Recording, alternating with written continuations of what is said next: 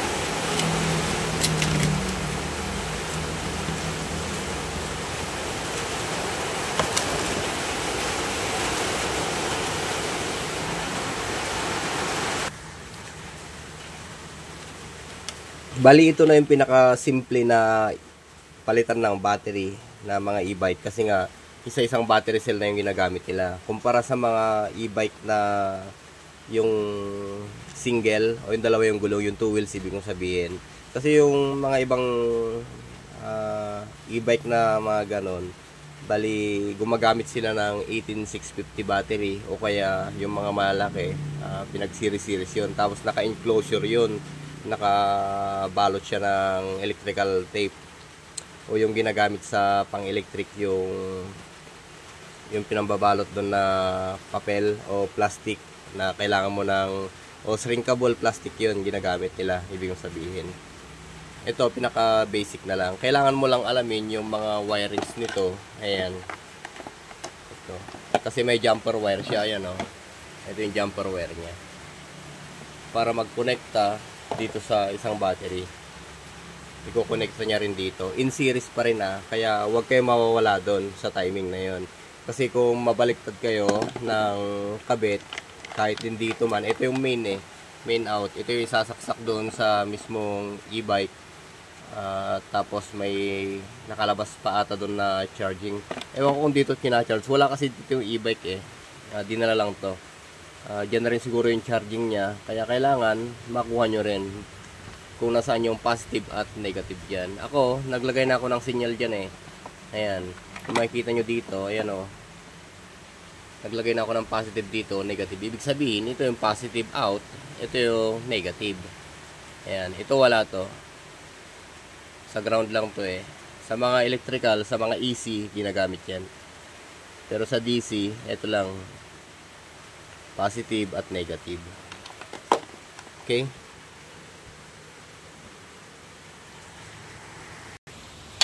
Dali na Kung makikita nyo dito Lodi, ito yung kanyang extension o yung isa pang wirings para mapagsama niya yung dalawang box. Ayan. So ngayon, umpisan natin ito. Ito yung negative niya.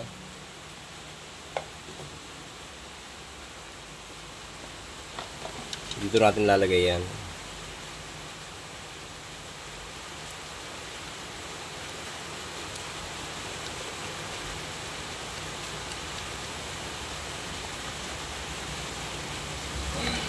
negative.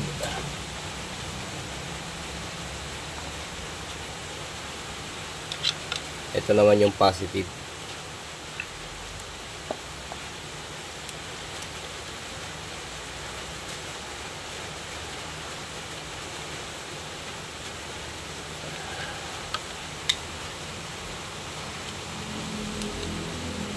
Tanong nyo siguro kung paano ko nalaman yung positive, kasi yung polarity, sinundan ko rin yan.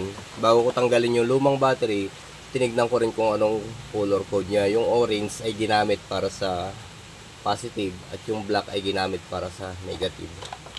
Ayan. Kung papansin nyo dito, naglagay din ako ng sign positive at negative. Ayan o.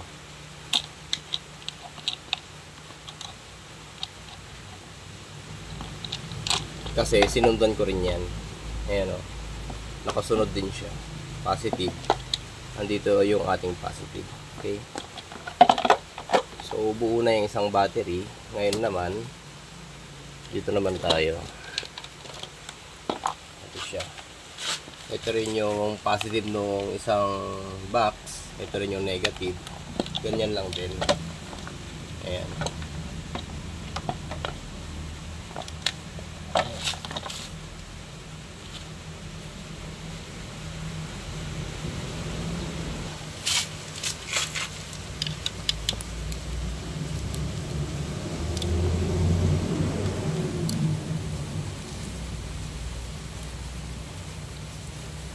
Ito yung ating positive din.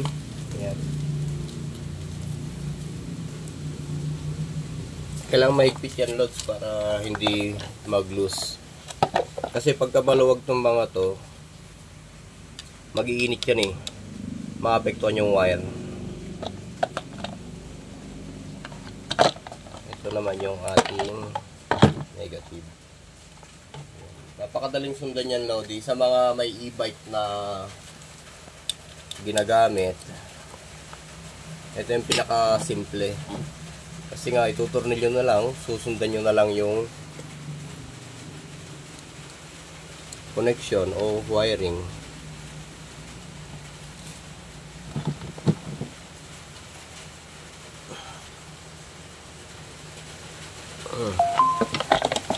Ayan.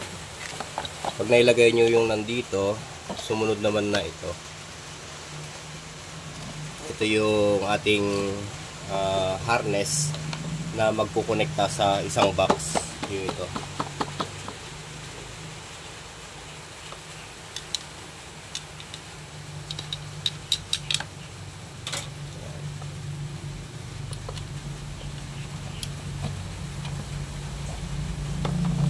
.48 volts to, Lodi, hindi biro. Pagka napag short circuit nyo to, talagang putok ka agad yan, yung mga wire nya.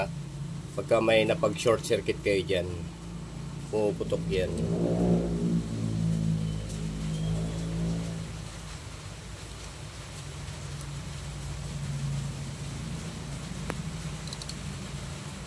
Ito yung negative.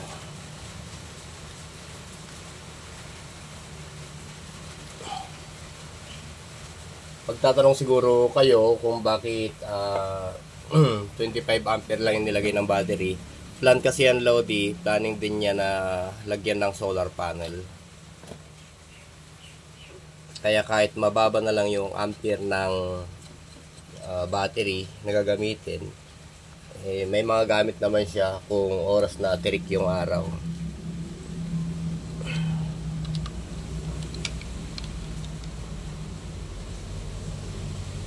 Magkakarga, ibig kong sabihin. Plano niyang kargahan ng solar yun.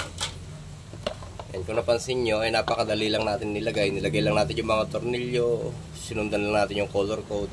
Basta yung black, black lang din yung ginamit. Itong white na to, ay itong, ibig kong sabihin, itong red na to, sa positive. Ayan. Tatakip mo na yan. Tapos, meron pang isa dito, Lodi, yung kanyang fuse. Ayan. Dito ko maglalagay ng fuse ngayon.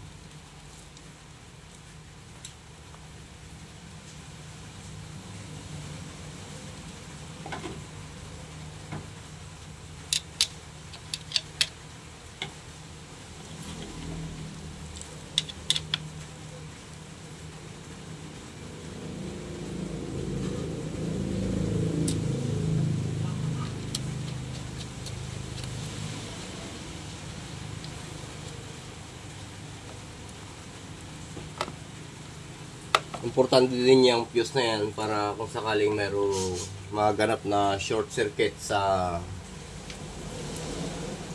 wirings mo o kaya sa motor ay magka-cut off tong fuse na to.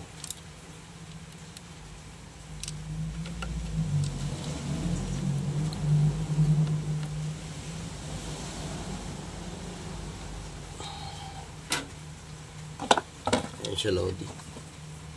Ngayon, double check natin ngayon yan. Bali, na-connect na natin lahat.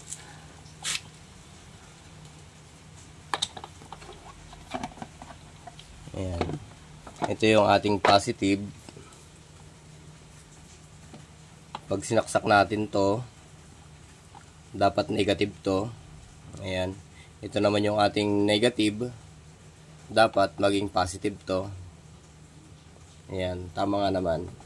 Ito, negative. May sign ako dito, nilagay ko na yan. Ito yung positive natin.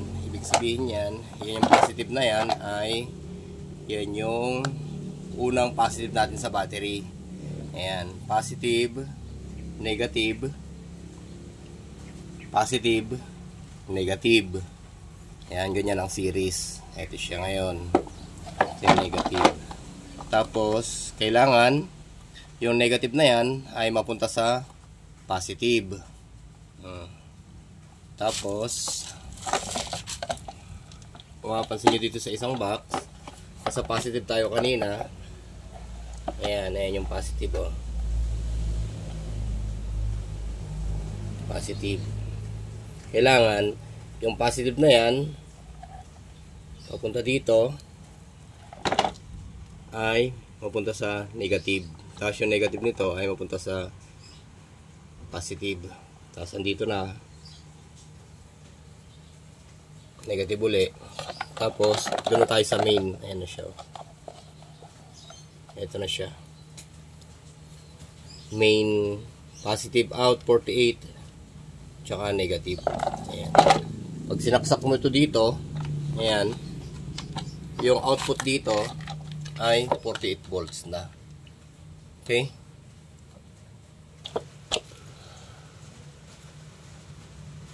Ngayon, Lodi, ay check na natin. Bali, nakabuo na tayo yung isang box nito. Ayan, yung isang box nito ay naka 24 volts na tayo. Ayan. Check natin. Bali, positive dito, negative dito. Ayun.